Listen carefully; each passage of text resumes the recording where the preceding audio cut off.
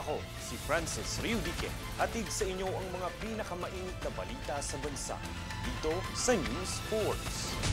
Sa ulo ng mga balita, Bulkang Kanlaon, 4 na oras na nagbuga ng abo. Patubig sa ilang kabahayan, kinakapos na. Overseas voting, simula na. UAE nangunguna sa may pinakamaraming Pilipinong nagparehistro. PBBM nagbabala sa mga dayuhang maglalapastangan sa mga Pilipino. COMELEC limitado ang pakikialam sa freedom of expression ng mga kandidato sa campaign posters. DOE tiniyak na sapat ang supply ng kuryente para sa ligtas na biyahe ngayong Holy Week. Singer-songwriter Katy Perry kasama sa makasaysayang all-female crew na ipinadala sa space. Patas at pantay na balita, komprehensibong ulat para sa pulso ng masa. Ito ang News Force. Muling nagbuga ang Bulkang Kanlaon ng Abo nitong Lunes pasado alas 5:17 ng hapon. Tumagal ng higit 4 na oras ang pagbulusok ng abo mula sa bunganga ng bulkan. May taas ang ash plumes ng 300 hanggang 350 metro. Mayroon ring naitalang light ash falls at amoy ng asupre sa Bago City, Negros Occidental. Bukod sa aktibidad ng bulkan, ilang kabahayan na rin ang nakararanas ng kakulangan ng supply ng tubig dahil sa mababang water pressure dulot ng pag-alboroto ng bulkan.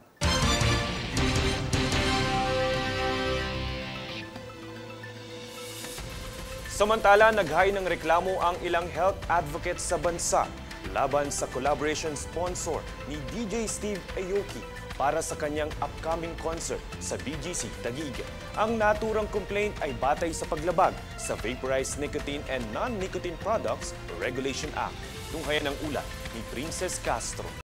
Ilang pampublikong health organization sa Pilipinas ang nagtipon sa tanggapan ng Department of Trade and Industry o DTI nitong Martes para maghain ng complaint sa Office for the Special Mandate on Vaporized Nicotine and Non-Nicotine Products laban sa collaboration sponsor ng sikat na disc jockey o DJ na si Steve Aoki. Ito ay bunsod ng paglabag ng sponsor nitong Philip Morris Fortune Tobacco Corporation sa Republic Act No. 11900 o Vaporized Nicotine and Non-Nicotine Products Regulation Act. Si DJ Aoki ay isang American disc jockey at record producer at isa sa mga nakakolaborate ng sikat na K-pop boy band na Bangtan Sonyeondan o BTS para sa remix ng kanilang kantang Mic Drop. Samantala, makaraan ang huling pagbisita nito sa Pilipinas noong 2024, muli itong magkakaroon ng concert sa Silo Club sa Bonifacio Global City Taguig sa April 26. Ilan sa may kinabahala ng mga health advocate ay ang promotion o paghikayat sa paggamit ng mga e-cigarette at heated tobacco products, partikular ang IQOS Iluma X Steve Aoki Limited Edition collaboration.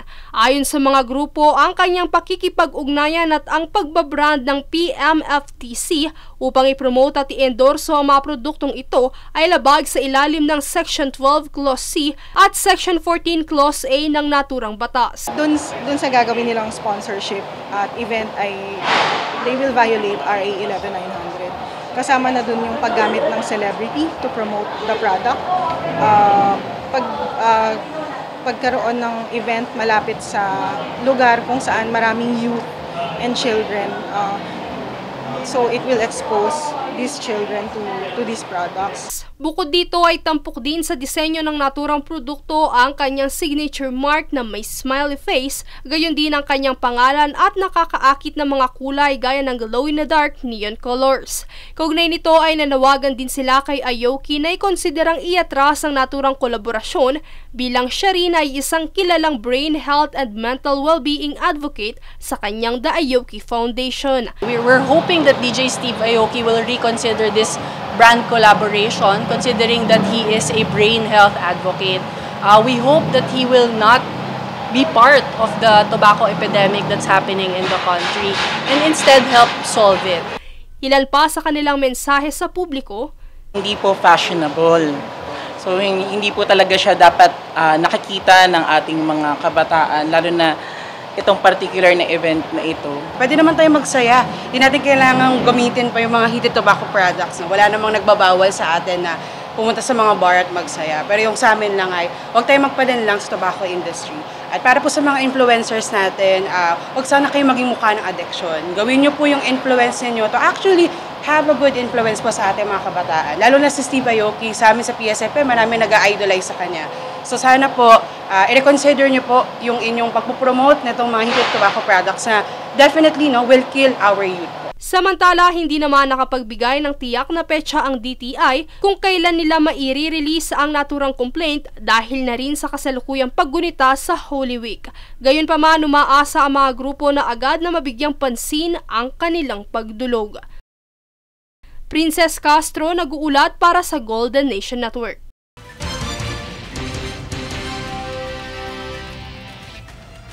Samantala, nagsimula na nitong linggo ang overseas voting na inaasahang lalahukan ng mga Pilipinong botante abroad hanggang sa May 12, 2025. Mula sa 93 na mga bansa, 77 rito ang gagamit ng internet voting o gagamit ng gadgets upang makaboto habang ang natitira sa bilang ay gagamit ng automated counting machines. Nangunguna ang Abu Dhabi, United Arab Emirates sa may pinakamaraming Pilipinong nagparehistro na nakapagtala ng higit 66,000 na mga botante.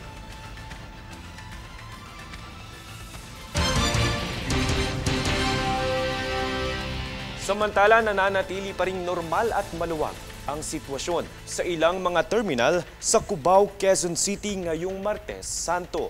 Ayon sa mga bus operators, sa araw pa ng Miyerkules Santo at Huwebes Santo ang inaasahang pagdagsa ng mga pasahero. Dagdag pa rito, karamihan anila sa mga book tickets ay nakapetsa sa Miyerkules, kung saan opisyal nang inanunsyo nitong Martes ng Malacanang na half-day ang mga pasok ng mga government employee bilang pagbibigay daan sa mga babiyaheng commuter.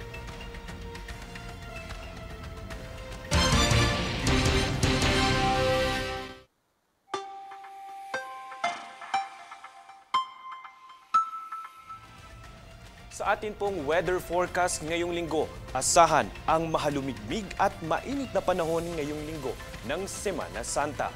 Nagpaalala ang Philippine Atmospheric and Geophysical and Astronomical Services Administration o PAGASA na limitahan ang paglabas mula alas 10 ng umaga hanggang alas 4 ng hapon. Ito'y upang maiwasang makaranas ng fatigue, heat cramps at exhaustion. Pinapayuhan din ng publiko na regular na uminom ng tubig, lalo ngayong Holy Week at summer break, magpahinga sa mga lilim na lugar at magsuot ng light-colored na mga damit. Susunod sa News Force. DA nag-inspeksyon sa mga merkado ng NCR para sa regulasyon ng presyo ngayong Semana Santa. House Speaker Romualdez ikinalugod ang pagkilala ng West Philippine Sea sa Google Maps. BBM nagbabala sa mga dayuhan na maglalapastangan sa mga Pilipino.